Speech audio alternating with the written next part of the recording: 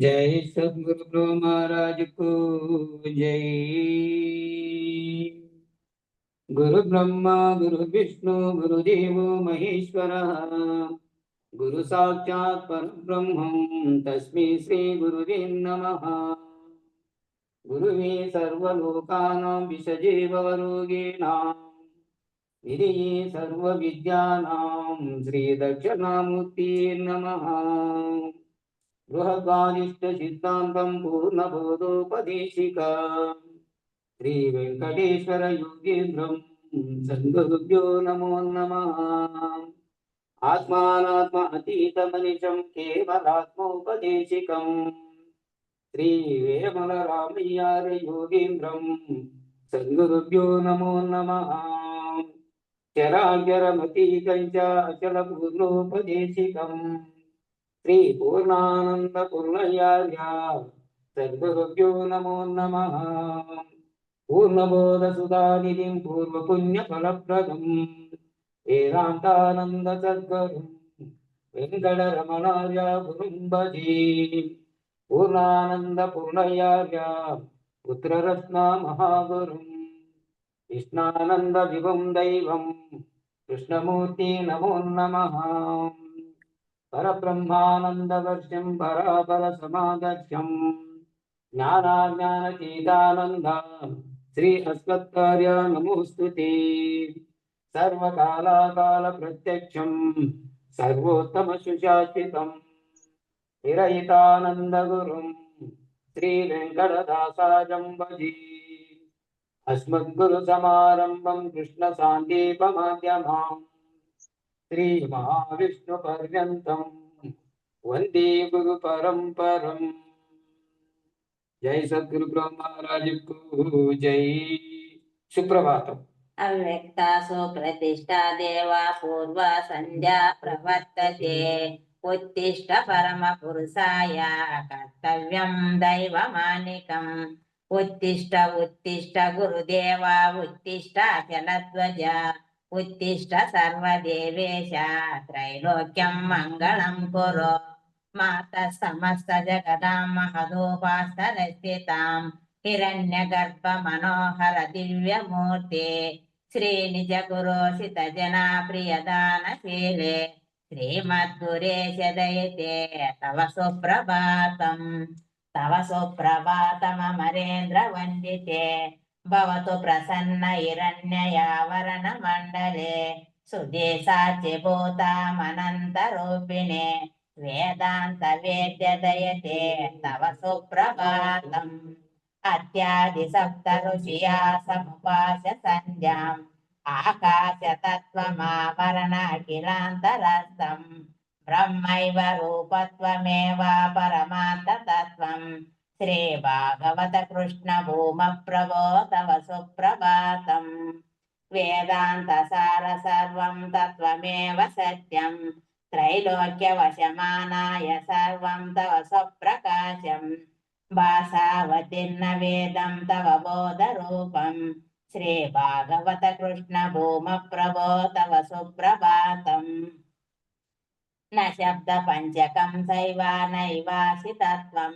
निशब्द शब्दतीतं निज तत्त्वरूपं तेजोऽन्धकाररहितं बाह्यस्वरूपं श्री भागवत कृष्ण भूम प्रभो तव सुप्रभातम् सभायान्तरोपे त्वमेक सर्वं समस्ते सर्वे यति शिष्यमव्ययम् अतत्त्वरूपतत्त्वा न हि वस्तु किञ्चित् श्री भागवत कृष्ण भूम प्रभो तव सुप्रभातम् होमवत्त हिरण्यरसाय वैश्य भूमा अशरीर तत्त्वमेकम् अहं नमामि अगच्छानन्तदेवा अखिलान्तरात्मा श्री भागवत कृष्ण भूम प्रभो तव सुप्रभातम् विशुद्ध निर्गुणात्मा गगनो सदृशम् न ज्ञातममृत स्वरूपं सभायान्तरस्थं पूर्णाचल गुरुरेकं सुविशाल तत्त्वं श्री भागवत कृष्ण भूम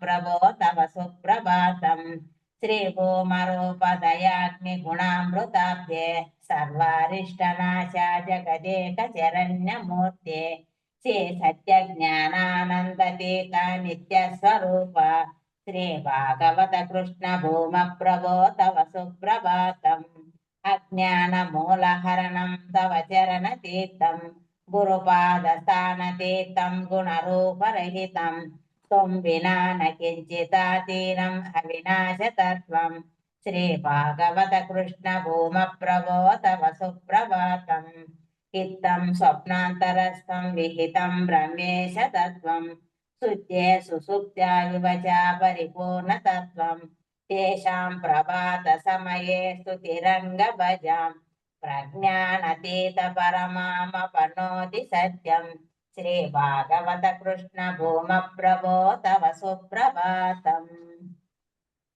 జై సద్గురు మహారాజ్ కు జై. జై శ్రీ వెంకటామృత శ్రీ పూర్ణానంద పుల్లయ్యార సద్గురు మహారాజ్ కు జై. హిందుగల గురు భక్త మండలికు జై. జై గురుదేవ్. జై గురు.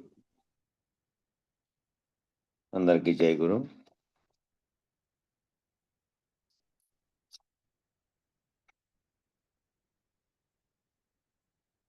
గాఢ నిద్రావస్థ యందు సుషుప్త్యావస్థ యందు ఒక్కడిగానే ఉన్నాడు. ప్రాజ్ఞుడుగా ఉన్నాడు. గాఢ నిద్రలో ప్రజ్ఞాస్వరూపుడుగా ఉన్నాడు. గుర్తెరిగే చైతన్యం లేనటువంటి స్థితిలో, సాక్షిత్వ స్థితిలో ఆ ఆత్మ ప్రజ్ఞ అనేది చైతన్యం ఎక్కడ పోయి లేదు. అక్కడి చైతన్యం నిద్రావస్థలో కూడా సాక్షిత్వ స్థితిలో ఉంది. అట్లా ప్రజ్ఞాస్వరూపుడుగా ఉన్నవాడు ఏమయ్యాడంటే సంకల్పంలోకి మేల్కొన్నాడు. మేల్కొంటానే సంకల్పంలోకి ప్రవేశించాడు. వాసనాబలంతో, అంతకుముందు ఉన్నటువంటి వాసనాబలం చేత తనలో ఏవైతే అనుభవాలన్నీ ఉన్నాయో, తన వరకు మనసులో గుర్తున్నటువంటి అంశాలన్నీ మెలకువలేక వస్తానే గుర్తొచ్చినాయి. అన్ని సంకల్పంలోకి ప్రవేశించాడు. వాసనాబలంతో ప్రమేయాలు వచ్చినాయి. ఆ ప్రమేయముల చేత ఏమైంది? ప్రమాణపూర్వక జ్ఞానం, నీలో ఉన్నటువంటి ప్రమాణపూర్వక జ్ఞానం పనిచేసింది. పనిచేసి వాసనాబలం సుఖాన్ని ఇస్తుంది అనే నిర్ణయం అయింది. నీలో ఏ వాసనాబలం ఉన్నాయో, ఏ ఏ దాంట్లో నీ అనుభవరీత్యా అనుభూతి చెందినటువంటి విషయాలు నీలో చేర్చుకున్నావో వాటిలో సుఖం ఉంది. మాటల్లో కానీ, నువ్వు విన్నటువంటి దాంట్లో కానీ, తిన్నటువంటి దాంట్లో వ్యవహరించినవన్నీ అనుభూతులే. జాగ్రత్త అవస్థలో వ్యవహరించి అనుభూతులుగా పేర్చుకున్నవన్నీ వాసనా బలంగా ఉన్నాయి నీలో. ఆ వాసనా బలం సుఖాన్ని ఇస్తుందనే నిర్ణయం అయింది. ఇంకా గుణబలాల్ని సమీకరించింది. 3 గుణాలతో కూడినటువంటి గుణబలాన్ని సమీకరించి ప్రాణశక్తిని సమీకరించింది. శరీరంలో ఉండే ప్రాణానికి ఉండేటువంటి శక్తి, ప్రాణశక్తిని సమీకరించి మొత్తం ఇంద్రియ సమూహాన్నంతా సమీకరించింది.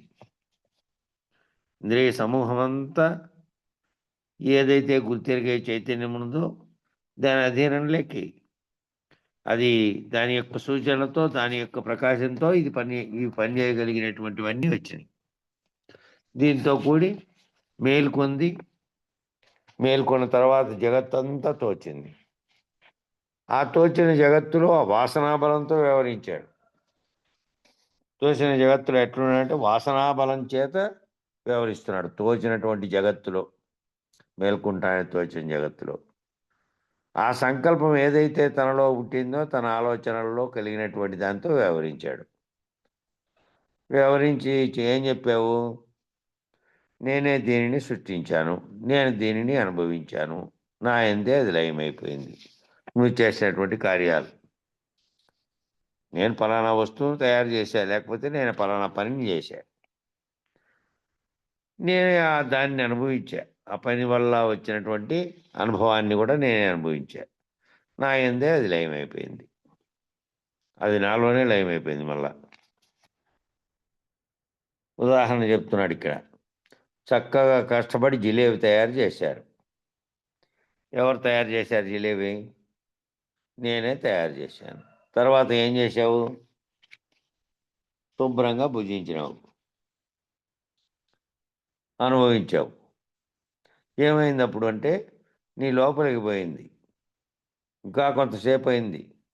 ఏమైందంటే నీ యందే లయమైపోయింది. ఇంకేముంది అంతా నీ యందు శక్తి రూపంలో పోషించబడింది. ఆ చక్కెరగా పోయింది. దాంట్లో ఉన్న సారం, ఆ మైదాపిండి అంతా జీర్ణ వ్యవస్థలో భాగంగా బయటికి పోవాల్సింది బయటికి పోయింది. దాంట్లో ఉండేటువంటి కరిగినటువంటి అంతర్శక్తిగా ఉన్నటువంటిదంతా చక్కెరతో సహా అది శరీరంలోకి పోయింది. దాంట్లో పోషించబడేటువంటి ఉంటే ఆ పోషించబడే బలం కూడా పోయింది. శరీరంలోకి వచ్చింది. మిగిలినవి వ్యర్థ పదార్థం కింద పోయింది. క్రియోన్ముఖమై వెలువడింది. ఈ క్రియ అంతా జరిగి మళ్ళా దాంట్లో చేరింది. తిరోధానం చెందింది. మరలా ఏం చేసావు? మరలా శక్తిని సంకల్ప రూపంలో వ్యక్తం చేసావు, అనుగ్రహించావు. కాబట్టి ఈ అనుభూతిగా నువ్వు తిన్నటువంటిదేమో పదార్థంగా ఉండి శరీరంలోకి పోయింది. పదార్థంగా శరీరంలోంచి వ్యర్థమైపోయింది. దాంట్లో ఉపయోగపడేది శరీరంలోకే లయం అయిపోయింది. ఎక్కడ ఏం అవశేషాలు కూడా లేవు. కరిగిపోయిన తర్వాత మళ్ళా మరుసనాడు మళ్ళా యథాప్రకారంగా ఆకలేస్తుంది. మళ్ళా అది జరుగుతుంది. మళ్ళీ పునః జరిగేటువంటి విషయం అది.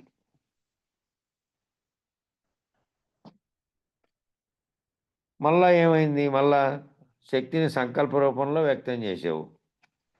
సంకల్ప రూపంలో నీ శక్తి పనిచేస్తోంది నీలో ఉన్నటువంటిది. శరీరానికి మళ్ళీ మామూలుగా ఆకలి దప్పులు మళ్ళీ ఇవన్నీ పనిచేస్తాన్నప్పటికీ మళ్ళీ గుర్తొచ్చేది దేనికి అంటే మనసులో సంకల్పించేదానికే గుర్తొచ్చింది. గుర్తొచ్చేది కూడా అదే. మళ్ళీ కూడా లోపల వాసనాబలంగా ఉన్నటువంటి అనుభూతిగా ఉందనుకో, అది ఆకర్షించిందనుకో, అది చాలా రుచిగా ఉండే. అది నేను తినేంటి ఇవాళ మళ్ళా ఒక రోజు మళ్ళా గుర్తుకు తెస్తుంది. కాబట్టి దాని మీద మనసు పెట్టుకున్న శరీరం మాత్రమే తిని అది అది చేస్తే అప్పుడు లయం అయిపోయింది. ఇంక మళ్ళీ దాంతో పని లేదు. కానీ వాసనా రూపంలో ఏదైతే దాని యొక్క దాని యొక్క రుచి ఇవన్నీ ఏవైతే గుర్తులో ఉన్నాయో అవే మళ్ళీ మళ్ళీ గుర్తు చేస్తూ ఉంటాయి మళ్ళీ నీకు అది కావాలి అని అనిపించినప్పుడు. కాబట్టి అవి మనసులో వాసనా రూపకంగా ఉండేటువంటి అనుభవాలన్నీ తొలగిపోయేటట్టుగా ఉండాలి. దాన్ని లోపల ఫిక్స్ అయి ఉన్నట్టుగా ఉండకూడదు. అవి ఉన్నందువల్ల కొన్ని రకాలు ఏమవుతున్నాయి, అవి అలవాట్లుగా మారి ఖచ్చితంగా అది కావాలనేటువంటి స్థితిలోకి మనసు వెళ్తుంది. సృష్టి స్థితిలో అనుగ్రహ తిరోధానం రోజు చేస్తున్నావు కదా,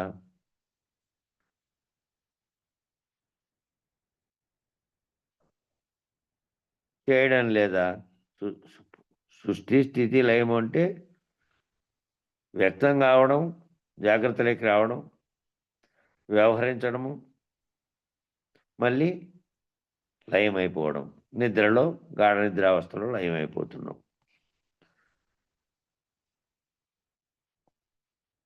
ఈ అనుగ్రహ తిరోధానములు వ్యాపించడం, ఆకర్షించడం అనేటివి రోజు చేస్తున్నావు. చేయడం లేదా? మీరందరూ ఆదిశక్తి స్వరూపాలని మీకెందుకు చెప్పారు తెలుసా? మీకు ఎవరికైనా ఆదిశక్తి రూపాలుగా ఉన్నారు. ఆదిశక్తి అంటే మొట్టమొదటి శక్తి. ఆ శక్తి రూపాలుగా ఉన్నారని మీకెందుకు చెప్పారు తెలుసా మీకు ఎవరికైనా అనే ప్రశ్న వేస్తున్నాడు ఇక్కడ. మీ నుంచే సృష్టి వ్యక్తమవుతోంది. మీలో అది ఉంది. మీ నుంచే సృష్టి వ్యక్తమవుతోంది. సంకల్ప సృష్టి వ్యక్తమై మీ చేతే పోషించబడుతోంది, మీ చేతే అనుభవించబడుతోంది. మరలా మీ అందే లయమైపోతుంది. లయమైపోయింది. మరలా నీలోనే శక్తి రూపంలో పోషించబడుతోంది. మరలా ఒక కాలంలో సంకల్ప రూపంలో మరలా తిరిగి అనుగ్రహించబడుతోంది. ఇదంతా నీలోనే జరుగుతోంది. నీ సంకల్పం వల్లే సృష్టి. నీ సంకల్పం వ్యక్తమయ్యి నీ చేతనే పోషింపబడుతోంది. మళ్ళా పోషించబడుతున్నటువంటి దాన్ని మీ చేతే అనుభవించబడుతోంది. దాని ఫలితం మరలా నీ అందే అది లయమైపోతుంది. మరలా నీలోని శక్తి రూపంలో పోషించబడుతోంది. శక్తి రూపంలో ఉంది ఒకటి. ఆ శక్తి రూపంలో ఉన్నది చైతన్యంగా ఉంది. దాని వలన దాని కదలికల వలనే ఈ మిగతా శరీరంలో ఉన్నటువంటి ప్రాణంతో సహా సర్వము సర్వ చర్యలు దాని వల్ల జరుగుతున్నాయి. మరలా ఒక కాలంలో సంకల్పంలో మరలా తిరిగి అనుగ్రహించబడుతోంది. జీవుడు ఎక్కడున్నాడయ్యా అంటే, జీవులు లేకపోతే జగత్ ఎక్కడుందయ్యా? ఎందుకని? జీవుడు ఉంటేనే, జీవుడు భావిస్తేనే, జీవుడు సంకల్పిస్తేనే జగత్ అనే భావన దృశ్యంగా కనపడుతుంది. లేదంటే కనబడేది లేదు. తాను అనే నేననేవాడు ఉంటేనే ఈ సర్వము నా నుంచే వ్యక్తమై, నా నుంచే వ్యవహరించి, నా నుంచే మళ్ళా నాలోనే లయమైపోతుంది. నాకంటే వేరుగా ఉన్నటువంటి చర్య కాదు, నాలోనే జరుగుతున్నటువంటి చర్యలు ఇవన్నీ. ఎక్కడ చూసినా ఈ పంచకృత్యములే ఉన్నాయి. ఏది విచారణ చేసినా ఈ పంచకృత్యములే కనబడుతున్నాయి. ఎక్కడైనా కానీ ఇదే. అయితే కారణోపాధి అయినటువంటి బ్రహ్మము, ప్రతిబింబ సమానమైన కార్యోపాధి అయినటువంటి జీవుడు, ఇద్దరూ ఒక్క పనే చేస్తున్నారు కదా. అయితే కారణోపాధిగా ఉన్నటువంటి బ్రహ్మం, సృష్టికి కారణమైనటువంటి సంకల్పం జనించినటువంటి సమిష్టికర్తగా ఉన్నటువంటి బ్రహ్మమే సమిష్టిలో కారణ రూపంలో ఉన్నాడు. దాని ప్రతిబింబంగా ఉన్నటువంటి అనేక జీవులన్నీ కారణోపాధిగా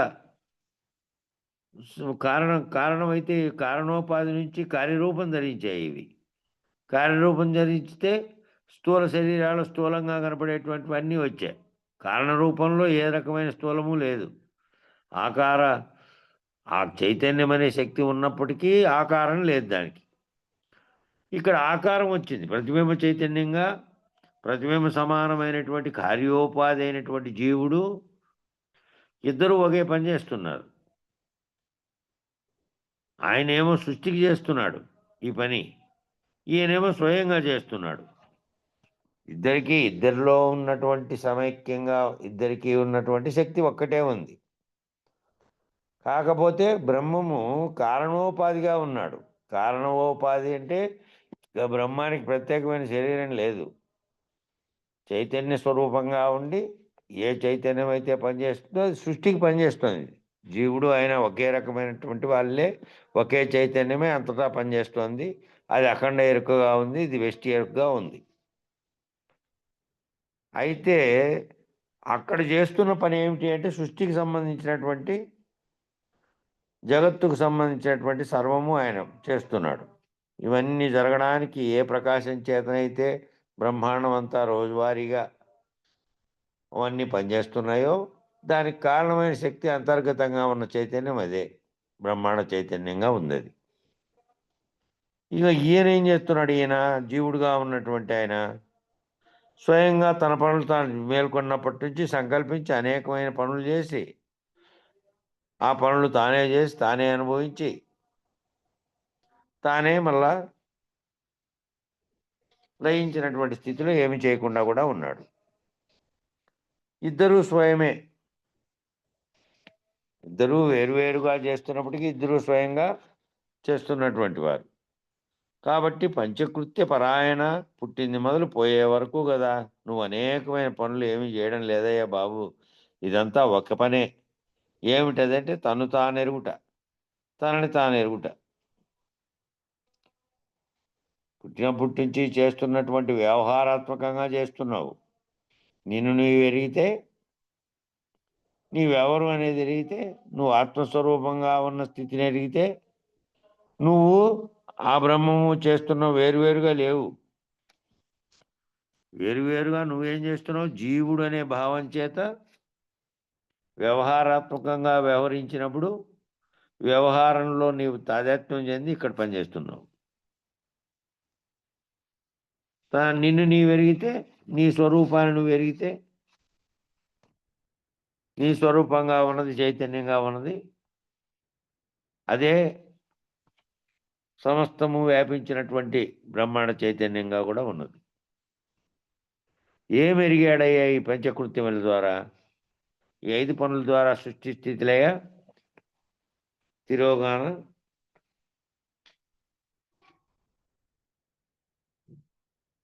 అని చెప్పారు కదా.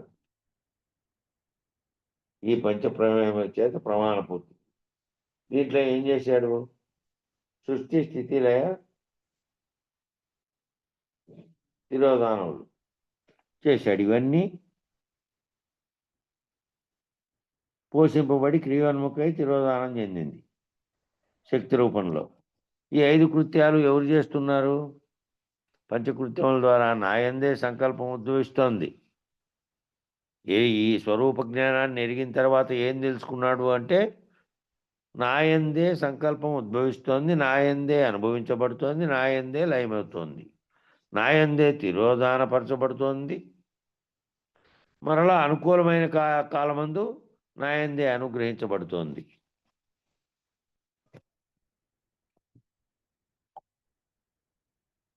నాయందు ఈ చర్యలన్నీ ఎక్కడ జరుగుతున్నాయి? జీవుడుగా తన యందు జరుగుతున్నాయి. తన యందు జరుగుతున్నటువంటి దాన్ని తానే గుర్తెరుగుతున్నాడు. సమిష్టిగా బ్రహ్మములో జరుగుతున్న దాన్ని కూడా తానే గుర్తెరుగుతున్నాడు. బ్రహ్మం గుర్తెరగమని లేకపోతే తాను ఈ పని చేస్తున్నానని ఏం చెప్పలే. జీవుడుగా ఉన్నవాడే తనను తాను గుర్తెరిగి బ్రహ్మంలో ఏం జరుగుతోందో అనేది కూడా తానే తెలుసుకొని తన యందే ఈ చర్యలన్నీ జరుగుతున్నాయి. అట్టే బ్రహ్మమునందు సంకల్పవత్తు సృష్టి ఏర్పడింది. బ్రహ్మమునందు ఏ సంకల్పం చేత సంకల్పం కలిగిందో వ్యక్తం కావాలని అవ్యక్తంగా ఉన్న స్థితిలో నుంచి ఆ సంకల్పం చేత ఈ సృష్టి ఏర్పడింది. అదే సృష్టి ఆయన చేతనే పోషించబడుతోంది. సమిష్టిగా ఉన్నటువంటి బ్రహ్మాండం అంతా అవన్నీ ఎవరు ఏం చేస్తున్నారు? వ్యష్టిగా నువ్వైతే ఒక జీవుడిగా భావించి నీ పనులన్నీ నువ్వు చేసుకుంటూ నీకు నీవుగా చేస్తున్నావు. సమిష్టిలో జరుగుతున్నటువంటి చర్యలు వాటంతట అవే జరిగిపోతున్నటువంటి స్థితిలో ఉన్నాయి. బ్రహ్మాండం అంతా జరుగుతున్నటువంటి కాలంలో వచ్చే మార్పులు, ప్రకృతిలో వచ్చే మార్పులు, పరిణామాలు, వీటిలో వచ్చేటువంటి కలిగేటువంటివన్నీ ఈ చర్యలు ఎవరో చేస్తున్నట్టు ఎక్కడ కనపడుతోంది?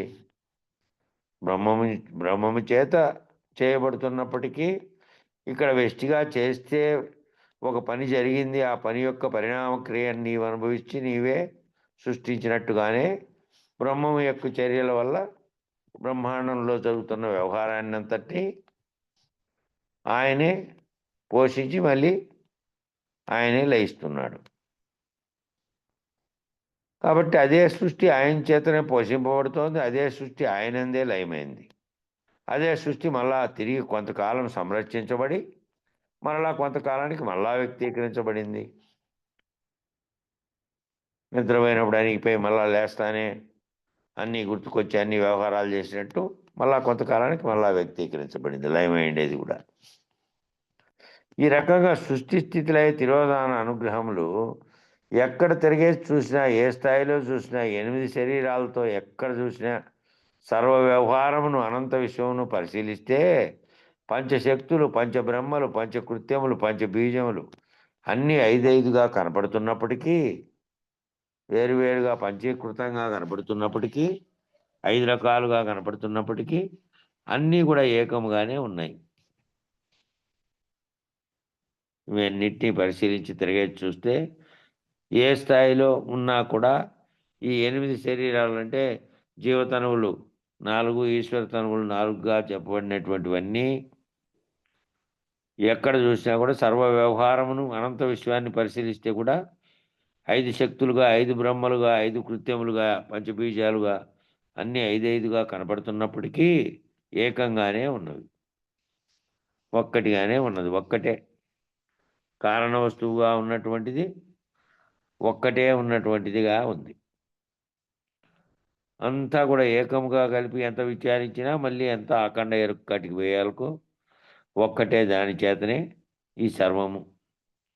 పంచభూతములన్నీ ఏకముగా కలిసి పనిచేస్తున్నాయి. పంచభూతాలన్నీ 5గా ఉండేటువంటి ఏకంగానే కలిసి పనిచేస్తున్నాయి. ఒకటి లేకుంటే ఇంకోటి లేదు. పంచభూతాత్మకమైనటువంటి అవకాశం ఇస్తే వాయువు ప్రాణవాయువునంతటి సమకూరిస్తే అగ్ని ఈ వ్యవహారాలన్నిటికీ కారణమైనదిగా శరీరంలో పనిచేస్తుంటే, జగత్తులో కూడా పనిచేస్తుంటే సూర్యుడిగా శరీరంలో నీ ఆహారం నీకు అరగడానికి కారణమైనటువంటి వేడి ఉష్ణోగ్రత ఎట్లా పుడుతుందో అటు జగత్తంతా నడవడానికి సరిపోయేటువంటి ఉష్ణోగ్రత అంతా అక్కడ పుడుతుంది. అన్నీ ఆ తర్వాత జలం ప్రాణాధారంగా ఉంది. ఇక్కడ నీలో కూడా ప్రాణాధారంగా ఉన్నటువంటి జల రూపంలో ఉన్నటువంటిది ఉంది. కాబట్టి పంచశక్తులన్నీ పనిచేస్తున్నాయి, ఏకంగా కలిసి పనిచేస్తున్నాయి. అవన్నీ కలిస్తేనే ఒక బ్రహ్మ. అక్కడేమో బ్రహ్మాండంగా, ఇక్కడ జీవుడుగా చెప్తే వెష్టిగా చెప్తున్నాం. మరి ఇప్పుడు చైతన్య శక్తిగా నీ శరీరంలో పంచభూతాలన్నీ పనిచేస్తున్నాయి. శరీరమే నువ్వు అందామా? అన్నీ ఇక్కడ పనిచేస్తున్నాయి కాబట్టి శరీరంలోనే అన్ని రకాలైన పంచభూతాలు ఉన్నాయి. దాని ద్వారా నువ్వు ఈ శరీరం అనే ఆకృతి ఏర్పడింది. శరీరమే నువ్వు అందామా? ఇప్పుడంటే శరీరమే నువ్వు అంటే శవాన్ని కూడా నువ్వు అనాలి. ఇంకా అక్కడ దాకా పేరుతో పిలిచారు కదా పుట్టినప్పటి నుంచి. ఇక చనిపోయిన తర్వాత ఏమంటున్నారు? శవం అంటున్నారు. శవం కొలుతుంది, శవం చెడిపోతుంది, శవం తొందరగా ఇది చేయాలి, ఖననం చేయాలి. అయిపోయింది, పేరుతో పోయి అప్పుడంతా శవం అయిపోయింది. ఎవరైనా శవం నేను అని ఒప్పుకుంటారా? ఒప్పుకోరు. ఒప్పుకోవడం లేదు కదా. శవానికి పేరు లేదు, నేను కూడా పేరు లేదు, చైతన్యానికి పేరు లేదు.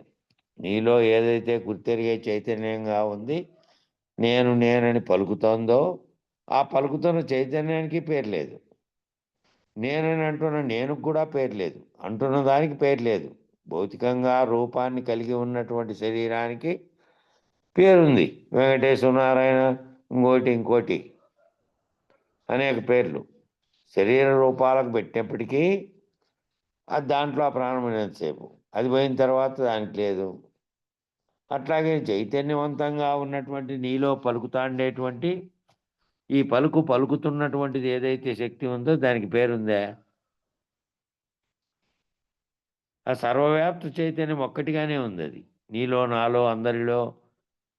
అట్లాగే ఆ బ్రహ్మంలో, బ్రహ్మాండంలో అంతా ఉన్నటువంటిది అంతా ఒక్క చైతన్యంగా ఉన్నది, దానికి పేరు లేదు. కాబట్టి పేరు లేదు. శరీరమే నువ్వంటే అనడానికి లేదు. శరీరం అనే దాంట్లో అధిష్టానంగా ఉన్న నీవు సర్వ పనులు చేయడానికి కారణమైనవు.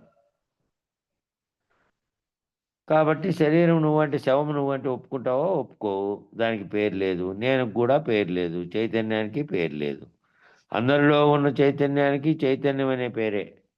అందరిలోనూ చైతన్యం ఉంది, దానికి చైతన్యం అనే పేరే తప్ప మళ్ళీ నీ చైతన్యం, నా చైతన్యం, వాళ్ళ చైతన్యం, వ్యష్టి చైతన్యం కాదు. సమస్తము ఒక్కటిగా ఉన్నటువంటి చైతన్యం ఉన్నది. అందరిలో ఉన్న సంకల్పానికి సంకల్పం అనే పేరు. అందరిలో యథార్థంగా సత్యం ఏదైతే ఉందో దానికి సత్యం అనే పేరు. ఆ సత్యం అనేటువంటి దానికి అనేకమైన పేర్లు లేవు. కాబట్టి ఏం జరిగిందంటే ప్రమేయము, ప్రమాణమై, ప్రమాత అనేటువంటి త్రిపుటిలో ప్రమేయం, ప్రమాణం, ప్రమాత అనేటువంటి 3 త్రిపుటి. ఆ త్రిపుటిలో అనేకత్వానికి స్థానం వచ్చింది. ఆ త్రిపుటిలో వచ్చింది అనేకత్వానికి స్థానం. త్రిపుటి కంటే పైకి పోతే త్రిపుటిలో ఆలోచన చేసినప్పుడు జీవుడుగా, తానుగా, నేనుగా అనేకంగా ఉన్నటువంటి దాన్ని గుర్తిస్తూ అనేకమైనటువంటి భావి ఏర్పడినాయి. ఆ అనేకత్వానికి ప్రమేయం ఒకటి. ప్రమేయం అంటే కారణము, దానికి మళ్ళా ప్రమాణం. ఇది ఆ కారణంగా వచ్చినటువంటిది. ఇది ప్రమాత, దాంతో వ్యవహరించేవాడు అనేటువంటి త్రిపుటిలో అనేకత్వానికి వచ్చింది. ఆ త్రిపుటిని దాటిన వాడు ఎవడైతే ఉన్నాడో వాడు అక్షరుడు. త్రిపుటిని దాటిన వాడు ఎవరు? నేనుగా పలుకుతున్న వాడు ఎవరైతే ఉన్నాడో, అట్లాగే అఖండ ఎరుకగా ఎవరైతే ఏ ఎరుక ఉందో, శరీరంగా ఉన్నటువంటి నశించిపోయేటువంటి గుణం కలిగినటువంటి వస్తురూపకంగా ఉన్నటువంటి భౌతికంగా ఉన్నటువంటిదేమో క్షరమైపోతుంది. ఇది క్షరమైపోయేటువంటి నశించే వస్తువు ఇదంతా. ఎవరైతే ఆ జ్ఞానంతో చైతన్యంతో ఉన్నటువంటి చైతన్య స్వరూపంగా ఉన్నటువంటి వాడు ఉన్నాడో అక్షరుడు. అక్షరుడు ఏమవుతున్నాడు? అక్షర రూపంలో ఉన్నటువంటి వాడు శాశ్వతత్వంగా ఎందుకున్నాడు అంటే, ఎరుకగా ఉండేటువంటి ఊహాత్మకంగా చైతన్యంగా ఆత్మస్వరూపంగా ఉన్నటువంటి పనుల చేత తాను ఆశ్రయించి తన యొక్క కర్మల చేత తాను ఒక ఉపాధిని ధరించి ఆ ఉపాధి ద్వారా వ్యవహారాన్ని చేస్తున్నాడు, మళ్ళీ కర్మల్ని చేస్తున్నాడు, మళ్ళీ దాని కారణంగా అనేకత్వాన్ని అనేక జన్మల్ని ఎత్తుతున్నాడు. ఆ ఎత్తుతున్నవాడు అక్షరుడుగా ఉన్నాడు, నశించకుండా అనేక సార్లు. కాబట్టి చరము అనేదేమో శరీరంగా ఉంది, ఇది పోతోంది. చరాక్షరం అతీతంచ అనేది పూర్ణానంద పుల్లయారులకు వాళ్ళ గురువు గారు చెప్పినటువంటి శ్లోకంలో ఉంది. క్షరము అక్షరము కాకుండా ఉన్నటువంటి చరాక్షరాలకు అతీతంగా ఉన్నటువంటి, అంటే ఇక్కడ నశించే శరీరము, శరీరాన్ని నడిపించే అధిష్టానంగా ఉన్నటువంటి ఆత్మస్వరూపంగా ఉన్నటువంటి అక్షరుడుగా ఉన్నటువంటిది. ఆ రెండు కానిది, ఆ రెండిటికి అతీతమైనది. చరాక్షరములకు అతీతమైనది ఏముంది? బయలుగా ఉన్నటువంటి పరిపూర్ణం ఉంది. కాబట్టి ఇప్పుడు ఇక్కడ ఏమని చెప్తున్నాడో, త్రిపుటిని దాటిన వారు ఎవరైతే ఉన్నాడో వాడు అక్షరుడుగా ఉన్నాడు. అక్షరుడుగా, అక్షర స్వరూపుడుగా, తాను ఆత్మస్వరూపుడుగా ఉన్నాడు.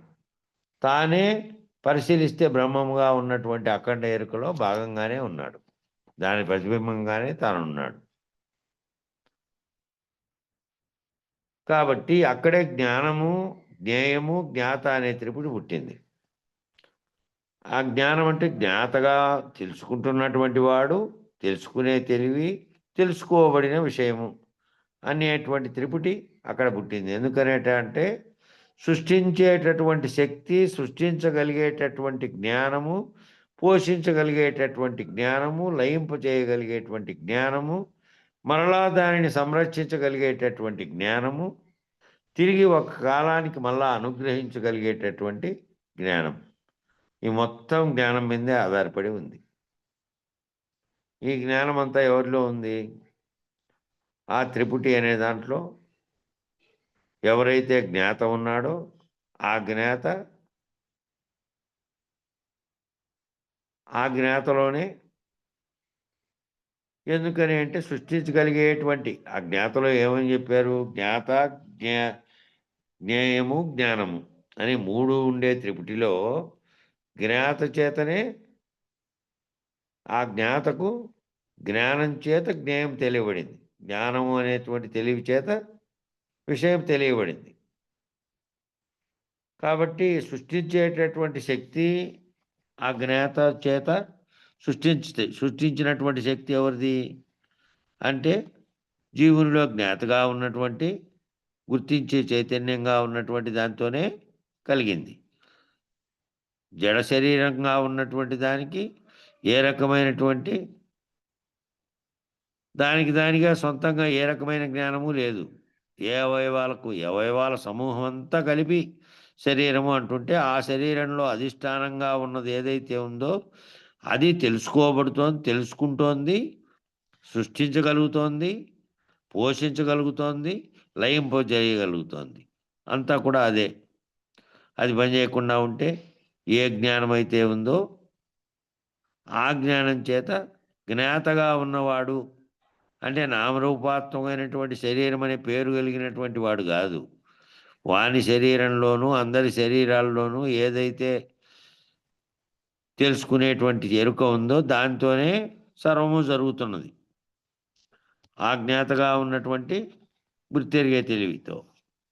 ఆ సృష్టించగలిగే జ్ఞానం, పోషించగలిగేటువంటి జ్ఞానం, మళ్ళా లయింపు చేయగలిగే జ్ఞానం, మరలా దాన్ని అట్టే సంరక్షించినటువంటి లోపల ఉన్నటువంటి జ్ఞానం, మళ్ళీ గుర్తెరిగేటువంటి జ్ఞానం, సంరక్షించగలిగి మళ్ళీ ఒక కాలానికి అనుగ్రహించే జ్ఞానం. ఇవన్నీ ఇవే. ఫస్ట్ సృష్టించడము అంటే మెలకువలోకి వచ్చిన తర్వాత వెంటనే ఏదైతే సంకల్పించావో ఆ సంకల్పించిందంతా నీ కళ్ళ ముందరే ఆవిష్కరింపజేసుకోవడం, మళ్ళీ దాంట్లో జాగ్రత్తలో వ్యవహరించడం. రోజంతా వ్యవహరించావు, ఆ వ్యవహరించి దాన్ని మళ్ళా రాత్రికి నిద్రావస్థలోకి వెళ్ళి లయింపజేసావు. లయింపజేసిన దాన్ని, ఆ లయింపజేసిన తెలివి ఎక్కడ పోయింది? మొత్తంగా పోతే మళ్ళీ మొత్తానికి గుర్తురాదు కదా. మళ్ళా నీ వాసనాబలం చేత లోపల సాక్షిత్వ స్థితిలో ఉన్నటువంటి గుర్తెరిగే చైతన్యంలోనే అదంతా ఉంది, సంరక్షించబడినటువంటి స్థితిలో. మళ్ళీ తిరిగి ఒక కాలానికి అనుగ్రహించగలిగి మళ్ళా మెలకు వచ్చింది. మళ్ళా తెల్లారున మళ్ళా మెలకు వచ్చి మళ్ళా మొత్తం అంతా కూడా గుర్తెరగబడింది. అంతవరకు జరిగినవన్నీ గుర్తులో ఉంది. కాబట్టి ఆ జ్ఞానం, ఆ మొత్తం అంతా కూడా జ్ఞానం మీద ఆధారపడింది. ఈ మొత్తం అంతా కూడా జ్ఞానమే, దాని మీద ఆధారపడింది. జ్ఞేయము, జ్ఞానము, జ్ఞాత. జ్ఞాత తెలుసుకుంటున్నటువంటి వాడు, జ్ఞానము తెలుసుకునే తెలివి, జ్ఞేయమేమో తెలియబడినటువంటి అంశం. ఈ మూడింటిలో జ్ఞాత శేషించిపోతున్నాడు. ఈ మూడింటిలోనూ చేసినప్పటికీ జ్ఞాత ఏమవుతుంది? జ్ఞాత లేకుండా అయిపోతే జ్ఞాత లేడు, ఇంకా జ్ఞాత లేడు, త్రిపుటి లేదు, అటువంటి వానికి జగత్తు లేదు. కానీ ఈ మూడింటిలో పాత్ర పోషించి ఏమవుతున్నాడంటే శేషించిపోతున్నాడు ఎప్పటికప్పుడు. శేషించిపోతే ఎప్పటికప్పుడు ఏమైంది? త్రిపుటి అంతా కూడా అద్వైత స్థితికి చేరుకుంది. ఎందుకనేట అంటే కారణస్థితి యందు నేనే ఉన్నాను. కార్యస్థితి ఎందుగా తెలుసుకుంటుంటేనేమో జీవుడుగా ఉన్నటువంటి వ్యవహారంతో ఉన్నటువంటి వాడున్నాడు. వేదాంత విచారణలో తాను తన స్వరూపాన్ని గుర్తిరగడానికి చేసినటువంటి ప్రయత్నంలో, విచారణ ద్వారా తాను తెలుసుకుంటూ పోతే జ్ఞాతగా శేషించిపోతాడు. ఈ మూడవస్థలు దాటినటువంటి స్థితిలో, ప్రత్యేగాత్మ స్థితిలో ఏమవుతున్నాడు? తనలో జరుగుతున్నటువంటి ఈ మూడవస్థల్ని దాటినటువంటి స్థితిలో తాను గుర్తెరుగుతున్నటువంటి స్థితిలో ఉన్నటువంటి చైతన్యం ఒకటి ఉంది. ఆ చైతన్యమే సర్వవ్యాప్తమైన చైతన్యంగా ఉన్నటువంటి దాన్ని గుర్తించి తానే ఆ బ్రహ్మమును, తానే అది బ్రహ్మాండంగా ఉన్నటువంటి చైతన్యము, ఇదేమో నాలో ఉన్నటువంటి చైతన్యం అనేటువంటి స్థితిలో ఉన్నాడు. శేషించిపోయి మళ్ళీ అక్కడ ఏమవుతున్నాడంటే ఆ స్థితికి చేరుకున్న తర్వాత కూడా, అద్వైత స్థితికి చేరుకున్న తర్వాత కూడా అద్వైత స్థితిలో తానే సృష్టి స్థితి లయాలకు కారణమవుతున్నటువంటి గుర్తెరిగే చైతన్యం తానే, అదే ఎరుక, అదే బ్రహ్మము, అదే అఖండ ఎరుక అనేటువంటి స్థితిలోకి చేరుతుంది. చేరి ఆ కారణ స్థితి యందు కూడా నేనే ఉన్నాను, ఓహం సోహం. కాస్త ఏమైంది ఇప్పుడు? ఈ జ్ఞానం చేత సోహమైంది. ఈ జ్ఞానం చే ఏమైందంటే నాలో కలిగేటువంటి సోహంగా, ప్రాణ వ్యవస్థలో జరుగుతున్నటువంటి సోహం ఏదైతే ఉందో దానివల్ల ప్రాణం ఉంటుంది, దాంతో తాయత్వం చెంది ఈ జ్ఞానం అంతా కూడా అదే అయింది. ఈ చైతన్యంతోనే ఇది పనిచేస్తున్నటువంటి స్థితిలో అదే అయింది. జీవుడుగా ఉన్నది నేనే, ఈ బ్రహ్మముగా ఉన్నది నేనే, ఈ జీవుడుగా వ్యవహరిస్తున్నది నేనే, బ్రహ్మంగా వ్యవహరిస్తున్నది నేనే. ఇక్కడేమో వెష్టి ఎరుకగా, అక్కడేమో అఖండ ఎరుకగా ఉన్నటువంటివన్నీ రెండు వేరుగా లేవు. విడదీయబడినటువంటి దీనితో, శరీరంతో తాదాత్మ్యం చెందిన వాడే నేను జీవుని అనే స్థితిలో ఉన్నాడు. విచారణ అంతా అయిపోయిన తర్వాత తానే ఆ సృష్టికి కారణమైనటువంటి చైతన్యంగా ఉన్నది తానే అనేది గుర్తెరిగిన తర్వాత తానే అయి ఉన్నాడు. అది జీవో బ్రహ్మైవ నా పర ప్రణవాక్షర సంధానంతో ప్రణవో వాసన ద్వారా ఈ అనంత సృష్టి యొక్క జరిగింది. జీవో బ్రహ్మైప నా పర, జీవుడే బ్రహ్మంగా ఉన్నటువంటి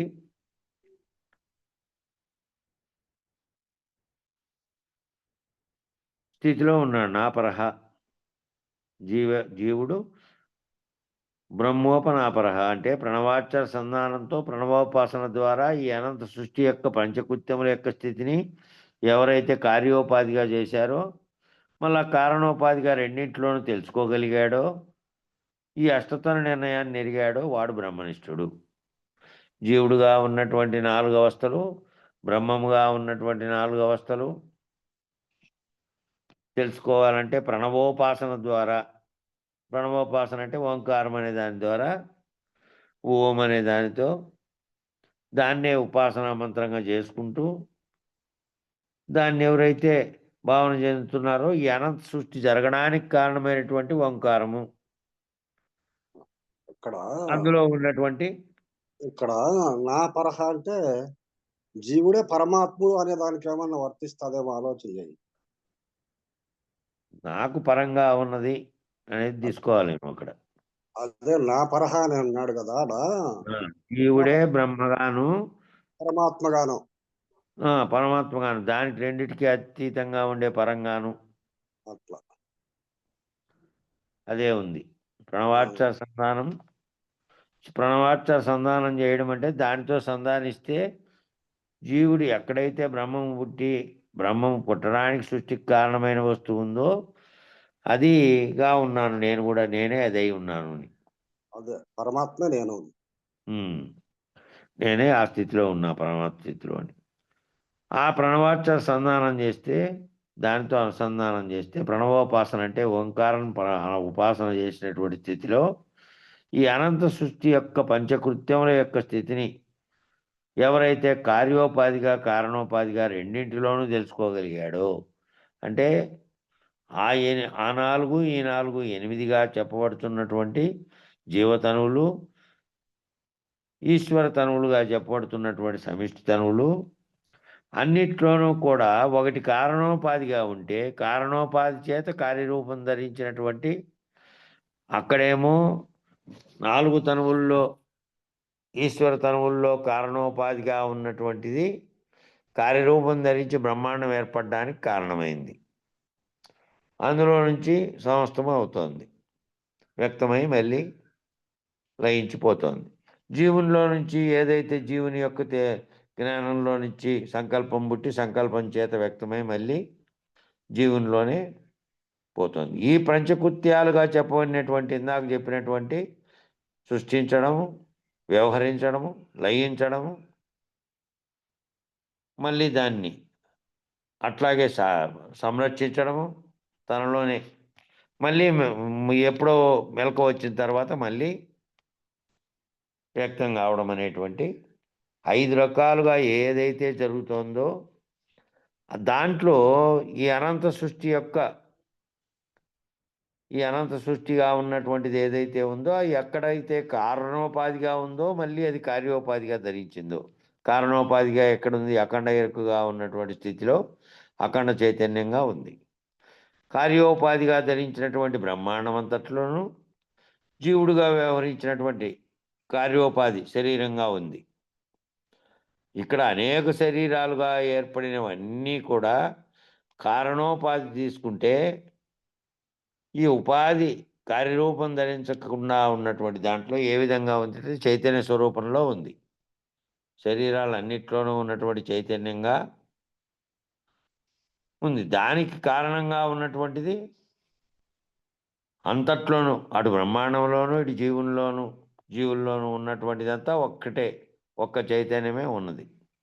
ఆ ఒక్క చైతన్యం ఏంటి అంటే ఆత్మస్వరూపంగా ఉన్నదే ఉంది. అక్కడ పరమాత్మగా, ఇక్కడ ఆత్మగా ఉన్నది.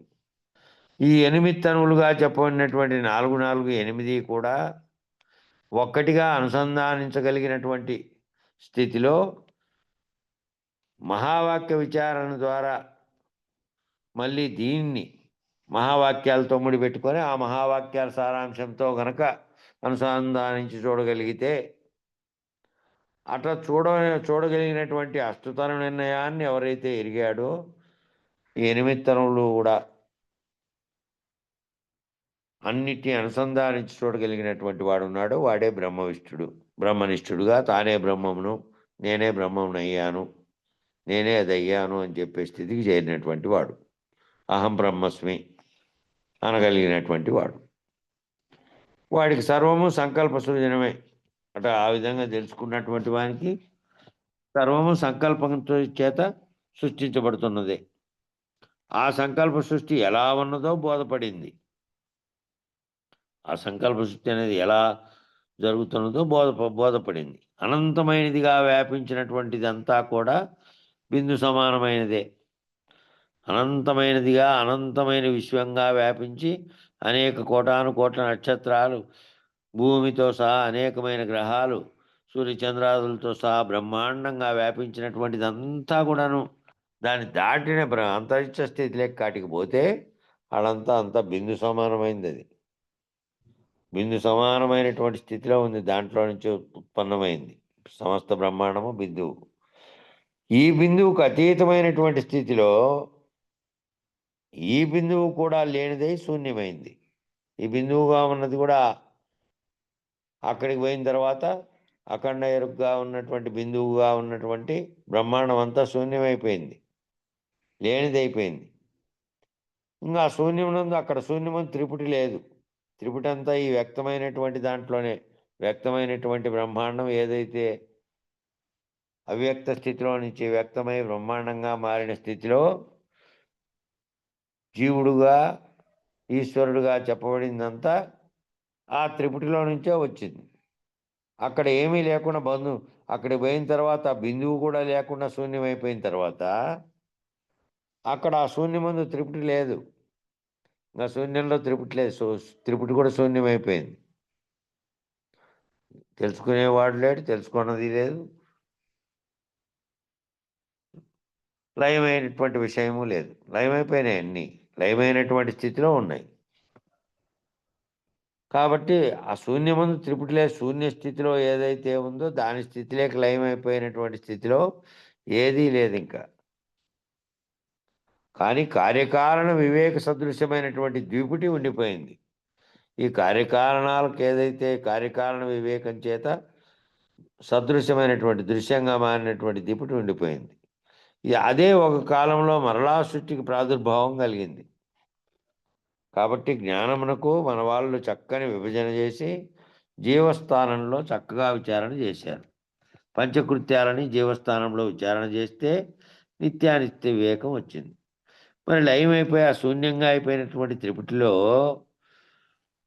ఉన్నటువంటి ద్విపుటి వలన ఆ మొత్తంగా లయమైపోయి ఏ సృష్టి ఏ వ్యక్తం చేసినటువంటి బ్రహ్మం అయితే ఉన్నాడో ఆ బ్రహ్మం కూడా లేనటువంటి స్థితిలోకి, అంటే కారణ స్థితిలో కూడా లేనటువంటి మహాకారణ స్థితిలో కూడా లేకుండా ఉన్నటువంటి దాన్ని దాటినటువంటి ఆ త్రిపుటిని దాటినటువంటి స్థితిలో ఏముంది? ఇంకా బ్రహ్మాండమే అంతా బిందువైపోయి దాంట్లో శూన్యంలో లయమైపోయిన తర్వాత బయలుగా ఉన్నటువంటి పరిపూర్ణంగా ఉన్నటువంటిదే అంతటా ఉన్నది. ఎక్కడ చూసినా అదే ఉన్నది, సర్వత్రా అదే ఉన్నది. అది తప్ప మరొకటి లేదు, మరొక దానికి అవకాశము లేదు, మరొక దాని యొక్క ఉనికే లేదు.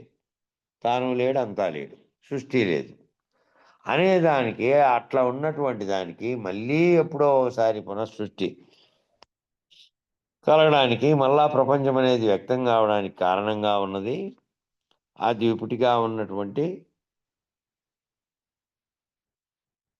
దాంట్లో మరలా సృష్టికి ప్రాదుర్భావం జరగడానికి కారణమైనటువంటి అవ్యక్తం అనేది మళ్ళీ ఓ చోట ఎక్కడో జనించి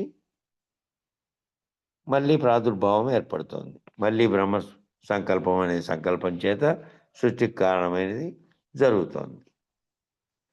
కాబట్టి ఈ త్రిపుటి ద్విపుటిల్ని రెండింటినీ దాటినటువంటి స్థితిలో ఉన్నటువంటి వాడు సృష్టి ఉన్నప్పటికీ, వ్యవహరించినప్పటికీ, లేనప్పటికీ కూడా తాను లేనివాడుగా ఎవరైతే అయ్యారో వారికి ఈ సృష్టితోనూ, సృష్టి వచ్చేదాంతోనూ పోయేదాంతో లయించేదాంతో పని లేదు. దాన్ని మీరినటువంటి స్థితిలో ఉన్నటువంటి వారికి మళ్ళీ దీనితో పనే లేనటువంటి స్థితిలోకి వాడు వెళ్ళాడు. మళ్ళీ జన్మలెత్తడానికి కారణమైనది లేదు, దాన్ని పోగొట్టుకున్నాడు. కాబట్టి జ్ఞానమునకు మన వాళ్ళు చక్కని విభజన చేసి జీవస్థానంలో చక్కగా విచారణ చేశారు. జీవుడనే స్థానంలో విచారణ చేశారు. జీవుడనే స్థానంలో విచారణ చేస్తేనే ముందు నీ గురించి చెప్పి, నీకేర్పడ్డానికి, ఇవన్నీ ఏర్పడ్డానికి, పంచకృత్యాలన్నీ ఏర్పడ్డానికి కారణమైనవన్నీ వివరించి మళ్ళీ అవి లేని ఎట్లనో వివరించి మళ్ళీ బ్రహ్మాండంలో ఈ స్థితులనే మళ్ళీ వివరించి నీలో నీకు కలిగేటువంటి అవస్థల ద్వారా తెలియబడుతున్నటువంటివన్నీ బ్రహ్మాండంలో ఇదిగో ఈ రీతిలో ఉన్నాయనేటువంటి విచారించి ఈ 4 ఆ 4ను విచారించి ఆ విచారించిన దాంట్లో అట్లా విచారణ చేసి నిత్యానిత్య వస్తు వివేకం, ఇంతకుముందు నిత్యానిత్య వస్తు వివేకం రాకుండా దానికి మీరినటువంటి స్థితిలో ఉన్నటువంటి అచలము పరిపూర్ణము ఎప్పటికీ కదలని స్థితిలో ఉన్నటువంటి మళ్ళీ రాకడా పోకడా లేనటువంటి స్థితిలో ఉన్న దాన్ని తెలుసుకోవాలంటే ముందు నిత్యానిత్య వస్తు వివేకం, ఏది నిత్యము ఏది అనిత్యము, రోజువారీ జరుగుతున్నటువంటి నీ శరీరం, బాహ్యంగా జరుగుతున్నటువంటి వ్యవహారం, వస్తుగతంగా జరుగుతున్నటువంటి నిర్మాణం, సర్వము కూడా లేనిదే, సర్వము కూడా ఏదో ఒకసారి పోయేటివే. ఏది నీలో ఉండి వ్యవహరిస్తోంది చైతన్య స్వరూపంగా ఉన్నది. అనేక జన్మలు ఎత్తినప్పటికీ ఆ అనేక జన్మల్లో ఈ చైతన్యమే అక్కడికి పోయి మళ్ళీ ఇంకో ఉపాధి ధరించుకొని పనిచేస్తోంది తప్ప శాశ్వతంగా ఉన్నటువంటిది అని అందుకే అన్నారు. ఆ శాశ్వతంగా ఉన్నటువంటిది నిత్యంగా ఉన్నటువంటిది ఎప్పుడు బ్రహ్మముగా ఉన్నటువంటిది అదేను సృష్టికి కారణమైన దానికి తెలుసుకొని దాన్ని రహితమైతే మళ్ళీ సృష్టి లేదు, నేను లేను, నేను రహితమైనటువంటి స్థితి లేక ముందు తెలుసుకోవాల్సింది ఆత్మానాత్మ వివేకాన్ని సాధిస్తే కార్యోపాధి లేదు, లేనిదే కల్పించబడింది, కారణోపాధి అనేది ఒకటి ఉంది. ఆ కారణోపాధి కార్యరూపం ధరించటే శరీరం ఏర్పడింది. ఆ కారణోపాధి అనేక ఉపాధుల్ని పొందుతోంది. కాబట్టి కారణోపాధి రహితం చేసుకోవాలనే దిశగానే విచారణ అంతా ఉందనుకోండి. కార్యోపాధిగా ఉన్నటువంటిది నిజానికి దీంతోనే వ్యవహరిస్తున్నప్పటికీ, దీంట్లోనే ఉండి అది పనిచేస్తున్నప్పటికీ, కంటికి కనపడుతున్నప్పటికీ దీంతో నేనని తాదాత్మ్యం చెందుతోంది. ఆ నేననేటువంటి చైతన్యం ఉండేటువంటిది. ఇదంతా ఎందుకు? దీనితో తాదాత్మ్యం చెందడం వల్ల చేస్తోంది. దీని తాదాత్మ్యత నుంచి దారి మళ్ళించి దీని యొక్క అసలు స్వరూపం ఏమిటని విచారం చేస్తే నీ జీవతనములు ఈశ్వరతనములు రెండింటినీ విచారం చేసినటువంటి స్థితిలో మళ్ళీ నువ్వే సర్వవ్యాప్త చైతన్యంగా ఉన్నటువంటి బ్రహ్మము అనేది తెలియబడినటువంటి 4 వేదాల సారాంశాన్ని తెలుసుకున్నటువంటి స్థితిలో ఉన్నప్పటికీ అక్కడ ఆత్మస్వరూపుడుగా కారణోపాధిగా ఉన్నావు, కార్యోపాధి లేదని ఆ విచారంలో ఏమి గ్రహించినావు నువ్వు అంటే కార్యోపాధిగా ఉన్నటువంటి ప్రపంచము రూపకంగా అంటే దృశ్యంగా కనపడుతున్నటువంటి పంచభూతాలతో కూడినటువంటి ప్రపంచము, కార్యోపాధిగా ఉన్నటువంటి ప్రతిబింబ రూపంగా ఉన్నటువంటి శరీరంగా ఉన్నటువంటిది నేను అంటే నేనుగా పలుకుతున్నది కాదు, ఈ శరీరంగా భావిస్తున్నావే అది. ఈ 2 కార్యోపాధులు లేవు, కారణోపాధి ఉంది.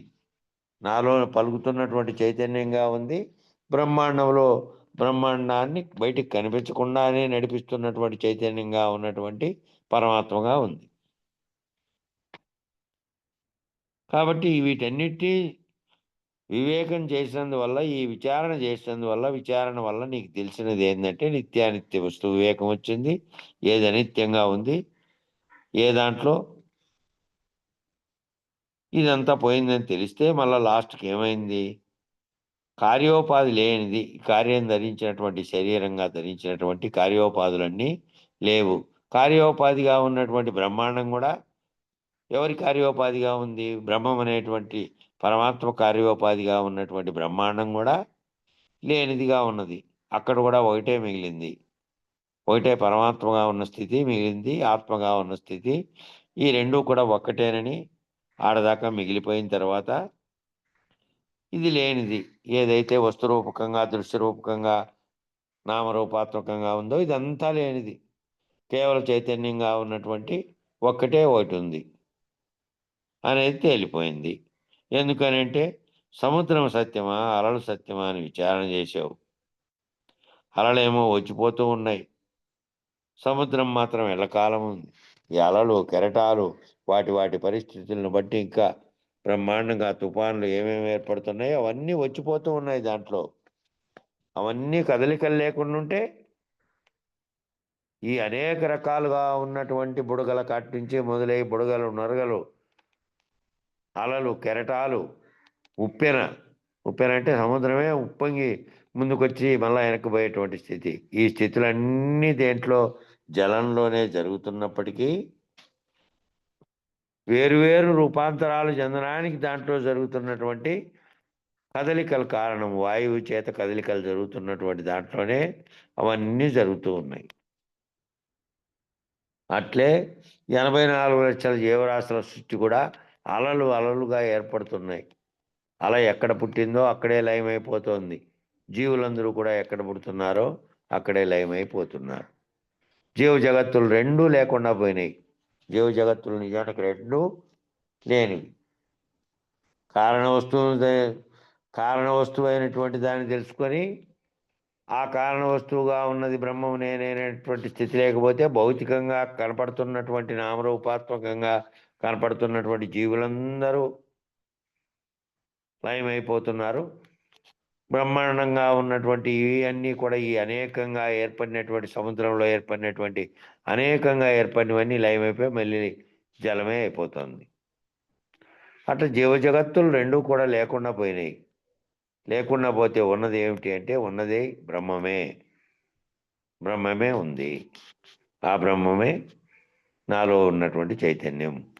ఆ బ్రహ్మమే సర్వవ్యాప్త బ్రహ్మాండంగా ఉన్నటువంటి కార్యరూపం ధరించినటువంటి బ్రహ్మాండంగా ఉన్నటువంటి బ్రహ్మం. అది కారణరూపంలో ఉన్నటువంటి స్థితిలో ఉంటే నామరూపాత్మకంగా ఉన్నది ఏదీ లేదు.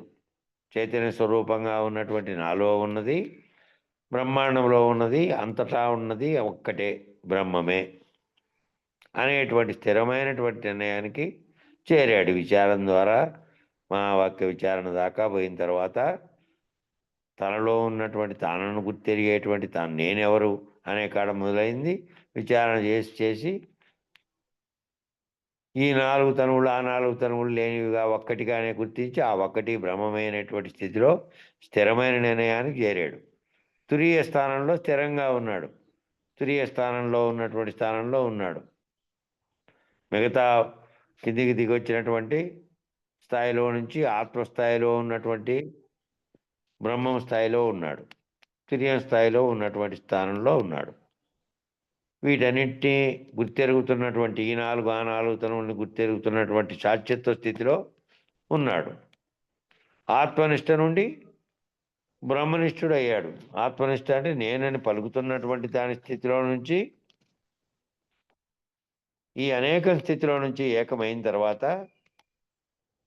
ఒక్కటిగా ఉన్నాడు, బ్రహ్మనిష్ఠుడుగా ఉన్నాడు. అంతకుముందు ఆత్మనిష్ఠుడుగా నేను ఆత్మస్వరూపంగా ఉన్నటువంటి వాడిని, నేను శరీరం కాదు, నాలో పలుకుతున్నటువంటి కారణ వస్తువుగా ఉన్నటువంటి ఆత్మ నేను అనే స్థితిలో నుంచి ఆ ఆత్మే సర్వవ్యాప్తంగా ఉన్నటువంటి సర్వాత్మగా ఉన్నదే, అదే బ్రహ్మముగా ఉన్నది అనేటువంటి బ్రహ్మనిష్ఠుడు అయ్యాడు. సర్వదా ఉన్నది బ్రహ్మమే, సర్వకాల సర్వావస్థల యందు ఉన్నది బ్రహ్మమే అని అవస్థాత్రయాన్ని దాటాడు. ఈ సర్వకాల సర్వావస్థల యందు ఉన్నది బ్రహ్మమే, సర్వత్రా ఉన్నది బ్రహ్మమే అని బ్రహ్మనిష్ఠుడి స్థితిలో నుంచి ఈ అవస్థలన్నింటిలో నుంచి అవస్థాత్రయాన్ని కూడా దాటాడు. అప్పుడు ఏమయ్యాడంటే కార్యకారణ పద్ధతిని బాగా అర్థం చేసుకోగలిగాడు. కారణం ఉంటేనే కార్యం ఉంటుంది. కారణము అంటే కారణానికి కారణం సంకల్పమే. అది ఉంటే అది కార్యరూపం ధరించినటువంటి పని అవుతుంది. కార్యరూపం ధరిస్తే అది జగత్తుగా పరిణమించింది ఇక్కడ. అట్లాగే నేనుగా పరిణమించి శరీరంగా పరిణమించి చేస్తున్నటువంటి వ్యవహారాలన్నీ వ్యష్టిగా చేస్తున్నాడు, అట్లాగే సమిష్టిగా కూడా చేస్తున్నాడు. ఏకంగా ఉన్నటువంటి స్థితిలో చూస్తే ఆ కారణోపాధిగా ఉన్న మొదటి సంకల్పమే కార్యరూపం దాల్చి ప్రపంచంగాను జీవులుగాను అనేకంగాను ఏర్పడటానికి కారణమైంది. ఈ రెండింటినీ చక్కగా విచారం చేశాడు. చేసి కార్యోపాధి అయినటువంటి జీవుడు బ్రహ్మం యొక్క ప్రతిబింబము, కారణోపాధి యొక్క ప్రమేయము. దాని ప్రమేయం చేతనే ఈ కార్యోపాధి ధరించింది. ఈ కారణోపాధి యొక్క ప్రమేయం చేత సకల సృష్టి జరిగింది. కాబట్టి కార్యోపాధి అయినటువంటి జీవుడు కారణోపాధిగా ఉన్న బ్రహ్మం యొక్క ప్రతిబింబంగా ఉన్నాడు. కారణోపాధి యొక్క ప్రమేయం చేత కారణోపాధి యొక్క ప్రమాణంగా గుర్తుగా మిగిలాడు, గుర్తుగా ఉన్నటువంటి దానిగా ఉన్నాడు. కాబట్టి దీనికి అంతటికీ కారణరూపంగా ఉన్నటువంటిది ఒకటి, కార్యరూపంగా పరిణమించింది ఒకటి. కాబట్టి ఎవరైతే ఈ పరిణామాన్ని అంతటి విచారణ ద్వారా తాను తెలుసుకొని ప్రమాణం చేత నిర్ణయించబడేది ఏదైతే ఉన్నదో అదే ప్రమాతగా ఉంది, ఏది కారణంగా ఉన్నదో దాని చేత నిర్ణయించబడినటువంటిది. కాబట్టి నేను బ్రహ్మం అనేదే సత్యం, నేను జీవుడు, కనబడే జగత్తు, కనబడే సృష్టి నా సంకల్ప సృష్టి, ఇదంతా నేను కల్పించుకున్నదే, నా సంకల్పం వల్ల ఏర్పడిందే అని ఎవరైతే గ్రహించారో, ఎవరికైతే ఈ కార్యకారణ ఉపాధుల యొక్క వైచిత్ర్యాన్ని అర్థం చేసుకుని వెనక్కి తీసుకోవడం వచ్చిందో, ఎవరైతే కార్యము కారణము రెండింటినీ విచారణ చేసి ఇంకా అర్థం కాకపోతే గురువు దగ్గర విచారణ చేసుకొని ఎవరైతే ఆ భావనలో తెలుసుకున్నారో, ఈ వైచిత్రిని అంటే ఈ విచిత్రాన్ని అంతటినీ తెలుసుకున్నారో, ఆ తెలుసుకొని ఎవరికైతే దీన్ని వెనక్కి తీసుకోవడం వచ్చిందో వాళ్ళ బ్రహ్మస్థానం నుంచి ఈ పంచకృత్యాలను, ఈ 5 చర్యలని కూడా వెనక్కి తీసుకోగలిగినటువంటి వారైనారు. వాళ్ళే బ్రహ్మనిష్ఠులయ్యారు. వాళ్ళే సత్తు అసత్తు యొక్క వివేకాన్ని పొందారు. ఏది సత్తు ఏది అసత్తు అనేది. అసత్తు యొక్క స్థానం లేకుండా పోయింది. ఎందుకని పోయింది అంటే ఇది కనపడేటువంటి జీవ జగత్తంతటిది లేదు, ఈ కనపడేటువంటి జీవుడుగా ఉన్నటువంటిది లేదు, ఈ కనపడేటువంటి దృశ్యం అనేటువంటిదే లేదు.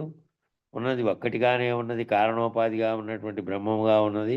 సమిష్టిగా అది నేనే ఆ బ్రహ్మమును అనే స్థితికి చేరుకుని తర్వాత అంతటా ఉన్నది బ్రహ్మమే అయినప్పుడు అంతటా ఉన్నది సత్తే.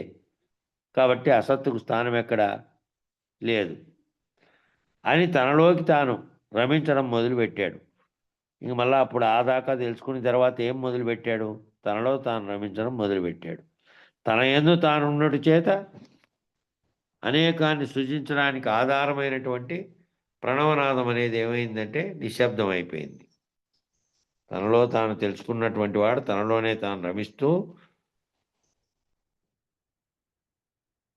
ఏం చేశాడు? అసత్తుకు స్థానం లేదు, సత్తుగా ఉన్నటువంటిది ఏది ఉందో అదే సర్వత్రా ఉన్న చైతన్యంగా ఉన్నది, అదే బ్రహ్మమే అయినది. అంతటా ఉన్నది బ్రహ్మమే. ఇంక బ్రహ్మమునకు వేరుగా ఏ ఒక్కటి లేదు. ఇంకా ఏ ఒక్క వస్తువు సర్వ జగత్తుగా కనపడుతున్న అసత్తంతా జడంగా ఉన్నదంతా లేదు, చైతన్యం తప్ప మరేమీ లేదు, ఆ శక్తి తప్ప మరేమీ లేదు అని చెప్పి తనంతట తాను తనలో రమించడం మొదలుపెట్టాడు. తన యందు తాను ఉండడం చేత అనేకాన్ని సృష్టించడానికి ఆధారమైనటువంటి ఈ అనేకంగా ఉన్నదంతా, అనేకంగా అయినటువంటి సర్వ జగత్తును, ఈ సర్వ జగత్తులో ఏర్పడినటువంటి జీవులతో సహా బ్రహ్మాండం అనేటువంటి పంచభూతాత్మకమైన సృష్టితో సహా ఏర్పడడానికి కారణమైనది ఏముందో ఆ కారణమైనటువంటి మొదట ప్రణవనాదం కారణమైంది. దాని చేత శబ్దం ఉత్పత్తి, దాని చేత ఆకాశం ఉత్పత్తి, అందులో నుంచి పంచభూతాత్మకమైనవన్నీ పరిణమించినాయి. ఆ పరిణమించిన దానికి కారణమైనటువంటి ప్రణవనాదం ఏమైందంటే నిశ్శబ్దం అయిపోయింది. ఇంకా ఆ స్థితిలోకి పోయిన తర్వాత నిశ్శబ్దం అయిపోయింది. ఏకాక్షరం బ్రహ్మ ఉచ్యతే. ఏకాక్షర శబ్దం అయితే బ్రహ్మంగా పిలువబడుతూ ఉన్నదో ఒకటే అక్షరం ఓ అనేది. దాంట్లో బిందువుతో కూడిన తర్వాత ఓంకారమైంది. అంతకుముందు ఓంకారం కాకముందు ప్రణవనాదాతీతమైన నిశ్శబ్దంలో ఉంది అది. ఆ ప్రణవంగా ఏర్పడకముందు ఎక్కడుంది? ప్రణవనాదానికి అతీతంగా ఉన్నటువంటి నిశ్శబ్దంలో ఉంది. అట్లాంటి నిశ్శబ్దంలో చేరాడు. నిశ్శబ్దో బ్రహ్మముచ్యతే. నిశ్శబ్ద స్థితికి చేరాడు. నిశ్శబ్ద స్థితిలో ఉన్నటువంటి బ్రహ్మముగా తానయ్యాడు. వాటికి కరెక్ట్గా ఆ పేజీ సరిపోయింది. మంగళం చెప్పండప్ప, ముగిద్దాం. జై సద్గురు బ్రహ్మరాజుకు జై. నిర్వికారాయ సకల నిత్య ముక్తిదాయకాయ నిర్గుణాయ నిర్మలాయ నిత్య మంగళం. సగుణ నిర్గుణ రహితాయ సంకల్పవర్జితాయ సర్వసాచితే తునకో సత్యమంగళం. సత్తు చిత్తు సమసిపోయ శత్రు సంహారణాయ వత్తి లేని దీపము నీకెత్తు మంగళం. చేష్టలన్నీ ఉడిగిపోయే చేసేదేమి లేకపోయే శేషమ్మ మనసులోనే చేరే మంగళం. పరిపూర్ణాయ సకల భవ్య దివ్య రూపమాయ పరశురామార సీతారామ మంగళం. పుట్టుగిట్టు లేనిదాయ పరిపూర్ణ బ్రహ్మమాయ పూర్ణానంద పుల్లయార పూజ మంగళం. ఎరుక మరుపు లేనిదాయ వేదాంతీతమాయ వెంకటరమణయ్య వేద్య మంగళం. వాద భేద లేనిదాయ వేద వాక్య బ్రహ్మమాయ వెంకటేశ్వరార్య మీకు వేద్య మంగళం. అష్ట కష్ట లేనిదాయ అచల పరిపూర్ణమాయ శిష్య మండలికి ఎప్పుడు శ్రేష్ఠ మంగళం. జనన మరణ లేనిదాయ జన్మ పవనమాయ జయము జయము గురువే మీకు జయ మంగళం. నిర్వికారాయ సకల నిత్య ముక్తిదాయకాయ నిర్గుణాయ నిర్మలాయ నిత్య మంగళం. జై సద్గురు బ్రహ్మ మహారాజ్ కు జై. మంగళం గురుదేవాయ మహనీయ గుణాత్మనే సర్వలోక శరణ్యాయ సాధురూపాయ మంగళం. జై శ్రీ వెంకటాంబ సమేత శ్రీ పూర్ణానంద పుణ్యాల సద్గురు బ్రహ్మ మహారాజ్ కు జై. జై శ్రీ వేదాంతానంద వెంకటరమణ సద్గురు బ్రహ్మ మహారాజ్ కు జై. జై కృష్ణానంద కృష్ణమూర్త్యాల సద్గురు బ్రహ్మ మహారాజ్ కు జై. జై జ్ఞానాజ్ఞానతీతానంద అశ్వత్థాల సద్గురు బ్రహ్మ మహారాజ్ కు జై. జై నిరంతానంద వెంకటదాసాల సద్గురు బ్రహ్మ మహారాజ్ కు జై. ఇందుగల గురుభక్త మండలికు జై. గురు పరంపరముకు జై. సర్వే జనా సుఖినో భవంతు. సర్వం సద్గురు చరణారవిందార్పణమస్తు. ఓం శాంతి శాంతి శాంతి. జై సద్గురుదేవ.